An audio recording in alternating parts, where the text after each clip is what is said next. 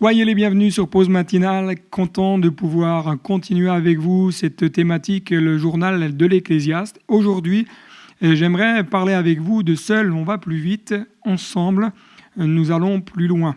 Pour cela, lisons ensemble l'Ecclésiaste, chapitre 4, versets 9 et 10. Il est dit « 2 hommes associés valent mieux qu'un seul. À 2, ils obtiennent un meilleur résultat pour leur travail. Si l'un des 2 tombe, l'autre le relève.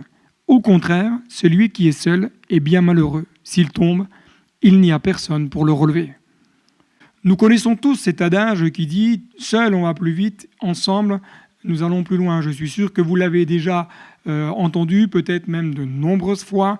Et ceci, c'est un adage qui pour moi est valable dans de nombreux domaines de la vie.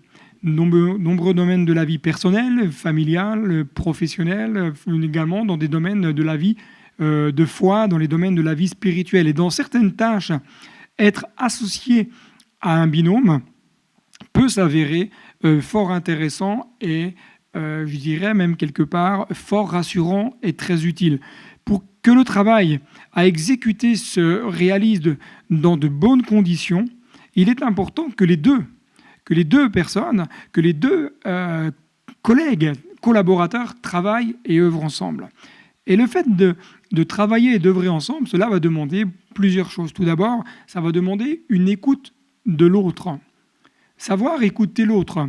Savoir écouter peut-être de quelle manière il appréhenderait telle chose à faire ou telle autre chose. Savoir écouter l'autre. Peut-être parce que lui, il a vu des pièges que nous n'avons pas vus. Cela demande une acceptation de la vie de l'autre. La collaboration, ce n'est pas dire simplement écoute, j'écoute ce que tu as à me dire, mais de toute façon, je ferai ce que moi j'ai envie de faire. Il faut avoir un petit peu simplement d'humilité et d'honnêteté pour dire oui, écoute, ton avis me paraît être plus sage, plus adapté, plus cohérent. Alors on va faire comme toi tu le proposes. Troisièmement, cela demande une mise en accord sur la stratégie à adopter. Il est important de mettre les choses à plat et de se mettre d'accord dans quelle direction nous allons pouvoir agir et œuvrer ensemble. J'ai eu l'occasion durant de nombreuses années de pouvoir travailler en binôme avec un collègue. Et ce qui faisait qu'avec ce collègue, avec ce collaborateur, ça fonctionnait bien, venait tout simplement du fait que nous nous respections l'un et l'autre malgré nos différences, malgré peut-être notre manière de travailler, notre approche dans le travail. Nous savions l'un et l'autre que nous avions des compétences différentes, mais nous savions que nos compétences devaient être complémentaires. Nous devions apprendre à les mettre en commun pour pouvoir atteindre un objectif commun. Et ce que nous avons appris, c'est à mettre nos forces en commun. Nous avons appris à exécuter les tâches qui nous étaient assignées. Nous avons appris à les exécuter ensemble, à les accomplir ensemble. Et dans le domaine de la vie chrétienne, dans le domaine de la vie de la foi, dans le domaine de la vie de l'Église, nous sommes amenés à travailler avec l'autre. Nous sommes amenés à travailler avec des personnes qui sont différentes de nous, qui ont un parcours différent, qui ont des approches différentes, qui ont des sensibilités différentes, qui ont un objectif parfois peut-être différent, même si le plus grand objectif, c'est celui de Dieu, on est d'accord.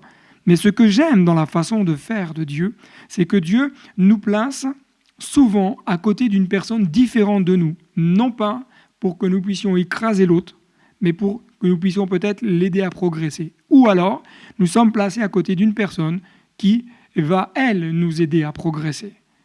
Dieu nous place souvent avec des personnes différentes pour nous apprendre également à fonctionner ensemble, apprendre à avancer d'un même pas, apprendre à travailler, à œuvrer, à réfléchir ensemble. Je pense que nous sommes appelés, chacun et chacune, à faire la différence là où Dieu nous place. Ce qui est étonnant, c'est que ce que j'ai remarqué, c'est que dans le travail séculier, souvent, nous sommes beaucoup plus enclins à supporter les différences de l'autre. Nous sommes beaucoup plus enclins à concilier. Nous sommes beaucoup plus enclins à supporter l'autre malgré ses difficultés, ses faiblesses. Alors que dans l'œuvre de Dieu, nous avons du mal à accepter que l'autre fonctionne différemment. Nous avons du mal à accepter que l'autre pense différemment de nous. Nous avons du mal à accepter que l'autre fasse différemment de nous. Vous savez, la hiérarchie, C'est un terme que nous n'aimons pas trop parce que ça nous parle d'autorité. Et aujourd'hui, on nous dit souvent, oui, mais il y a déjà des hiérarchies dans le monde, donc je ne veux pas retrouver cela dans l'Église. Sauf que la hiérarchie, ce n'est pas le monde qui l'a inventé, c'est Dieu. Dieu de tout temps a établi une hiérarchie. Et même si, dans le travail séculier, si ton patron est un chrétien, tu lui dois d'être soumis, tu lui dois le respect, tu lui dois l'obéissance, parce que c'est ton patron. C'est celui qui te paye, c'est celui qui te donne le job. C'est celui que Dieu utilise pour te bénir.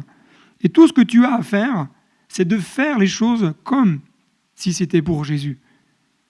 La hiérarchie nous amène à respecter ceux que Dieu a placés en responsabilité, que ce soit dans le travail séculier, mais également dans l'église locale. Et souvent, parce que nous sommes chrétiens, nous avons du mal à respecter cela. Nous avons du mal à nous soumettre. Nous avons du mal à respecter les consignes que l'on nous donne sous prétexte que nous sommes chrétiens, sous prétexte que nous sommes frères. La soumission, c'était exactement la même chose que dans le domaine séculier. La Bible dit d'ailleurs de nous soumettre les uns les autres. Respecter que nous n'avons pas tous les mêmes compétences. Respecter que nous n'avons pas tous les mêmes sensibilités, que nous n'avons pas tous les mêmes facilités en certaines choses. Nous n'avons pas tous reçu de Dieu les mêmes choses, mais nous devons nous respecter les uns les autres. Jésus a toujours envoyé ses disciples 2 à 2. C'est une vraie question que vous devez peut-être vous poser. Pourquoi Jésus a envoyé ses disciples 2 à 2 ? Pourquoi les disciples étaient envoyés sur le terrain 2 à 2 ? Pourquoi ? Pour qu'ils apprennent à travailler ensemble, pour qu'ils apprennent à lutter ensemble, pour qu'ils apprennent à combattre ensemble, pour qu'ils apprennent à se soutenir mutuellement et non pas se tirer dans les pattes, si je peux me permettre de le dire ainsi. Si nous sommes seuls et que nous chutons, qui nous relèvera ? Le frère, la sœur qui travaille à tes côtés, il est là pour te soutenir. Le frère, la sœur qui travaille à tes côtés est là pour t'aider dans la prière, pour t'aimer, pour t'encourager, pour t'épauler. Apprenons à œuvrer ensemble. Apprenons à travailler pour l'avancement du royaume de Dieu ensemble. Apprenons à viser l'excellence ensemble. Apprenons à viser le meilleur ensemble. Ensemble, nous irons plus loin. Ensemble, nous irons de progrès en progrès. Ensemble, nous devons œuvrer et travailler à l'avancement du royaume de Dieu. Que Dieu te bénisse puissamment et richement, et à très bientôt sur Pause Matinale.